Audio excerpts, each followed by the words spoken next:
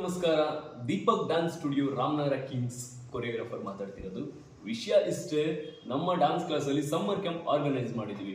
ಆ summer ಕ್ಯಾಂಪಲ್ಲಿ ಏನೇನಪ್ಪ activities ಇರುತ್ತೆ ಅಂತಂದ್ರೆ dance, karate, yoga, music class, indoor games, drawing class, ಇನ್ನೂ ಹಲವಾರು ಆಕ್ಟಿವಿಟೀಸ್ ಇರುತ್ತೆ. ಆ ಆಕ್ಟಿವಿಟೀಸ್ಗೆಲ್ಲ ಜಸ್ಟ್ ಫರ್ ಮಂತ್ಗೆ ಪ್ರೈಸ್ ಏನು ಅಂತ ಕೇಳ್ತೀರಾ?